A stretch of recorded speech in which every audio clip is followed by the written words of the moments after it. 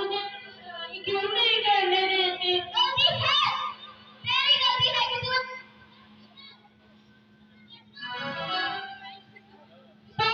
तो क्या बाबू लड़का तो क्या?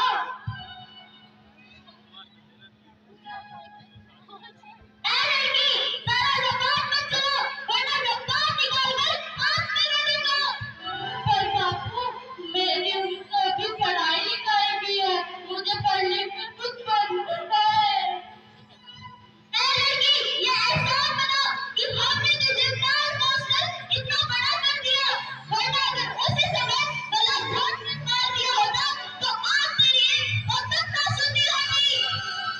पर बापू मैं पढ़ लिख कर डॉक्टर बनना चाहती हूँ, तेरी पढ़ाई साल हो गई। पढ़ाई पढ़ाई पढ़ाई, आज तो तेरी इस पढ़ाई का बात कल से तमाम कर दूंगा। बापू नहीं नहीं बाबू मत मारो, मत मारो, मत मारो बाबू, मत मारो, मत मारो। ए लड़की, ये कॉपियां किताबें सिर्फ चोरों के हाथ में अच्छी लगती है, चोरियों के हाथ में तो सिर्फ मेहंदी ही देते हैं। बापू तुमने ये क्या किया? तुमने मेरी किताबों को ही नहीं पढ़ा, तुमने मेरी किस्मत पार्टी मेरी किस्मत। ए लड़की, तुझे डरना है मगर, लेकिन एक बाप की छाती पर उम्र भर बोझ ना बन। पर बापू मैं लड़की हूँ तो क्या हुआ? लड़का और लड़की दोनों हमारी आंखों में समान होते हैं। ए लड़की, तेरा डर तो होकर ही रहेगा। पर बापू मुझे चूल्हा जलाना अच्छा ना लगे। तेरे लिए यह सही होगा कि तू जल्द से जल्द चूल्हा जलाना सीख ले, और तेरा ब्याह कल के कल ही होकर रहेगा। अगला जीवन है तुम्हारी कहानी, आंचल में है दूध, आंखों में है पानी। मुझे माफ कर दे बेटी, मुझे माफ कर दे, तेरे बापू की जिद के आगे मेरी एक भी ना चलेगी। मुझे माफ कर दे बेटी, मुझे माफ कर दे।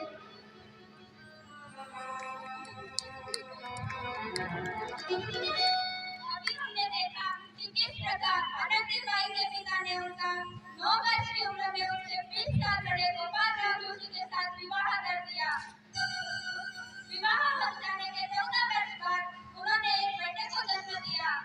छोटी सी उम्र में विवाह हो जाने पर उन्होंने जिस नवजात शिशु को जन्म दिया वह गंभीर बीमारी से ग्रसित हो गया और मात्र 10 ही दिन में काल का ग्रास हो गया। आइए देखते हैं। आनंदी, आनंदी, अरे आखिर ऐसे क्या हो गया है? अरे इसका माथा तो अंगार की तरह दब रहा है, बहुत तेज बुखार है।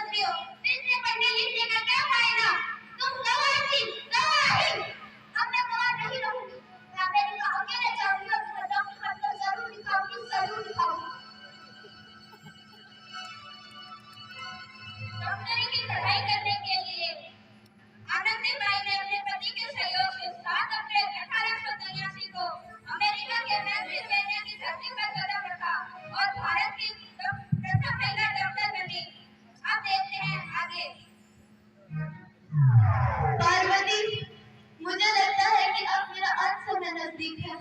अब मैं और नहीं जी सकता। अरे ऐसा मत करो, शहर के बड़े सिटी हॉस्पिटल में अमेरिका से डॉक्टर आए हैं, एक बार चल के मिल लो। हाँ भैया, आप सही कहते हैं। कम से कम हमारे दिल को तसल्ली तो मिल जाएगी। अरे डॉक्टर साहब कब तक आएंगे?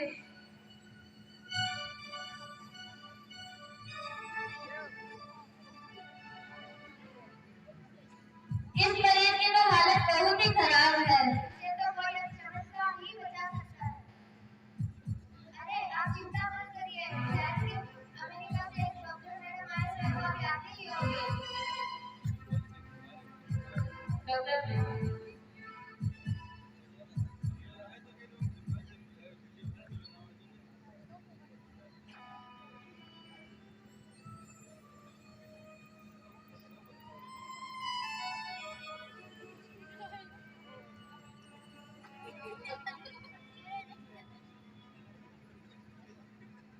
अब ये बिल्कुल ठीक है।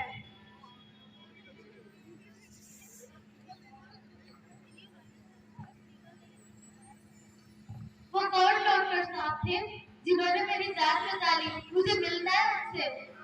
डॉक्टर साहब नहीं थे, वो डॉक्टर मैडम थे, उन्होंने ही आपको नई जीवन दान दिया है। क्या? Doctor madam? मुझे मिलना है उनसे। वो कहाँ है?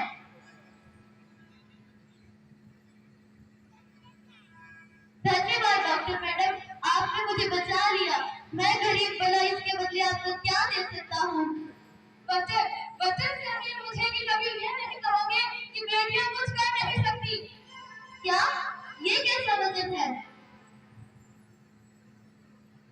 अरे श्यामलाल, तुमने पहचाना नहीं, यह तुम्हारी बेटी आनंदी है।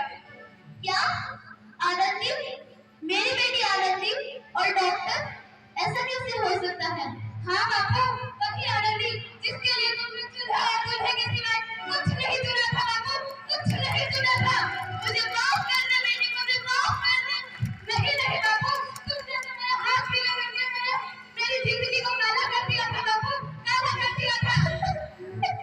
मुझे माफ कर दे बेटी, मुझे माफ कर दे। नहीं नहीं बापू, मैंने तो तेरा एहसान बताया था बापू। याद रखो, बचपन में मुझ पर किया गया था। बचपन में मुझ पर किया गया था। तुमने सुना सुनाकर, ताने सुनाकर, जितने जी मुझे मार डाला था बापू, जितने जी मुझे मार डाला था। मैं भला तुम्हारी क्या सलामी कर सकता हूँ बेटी? मुझे माफ कर दे बेटी, मुझे माफ कर दे।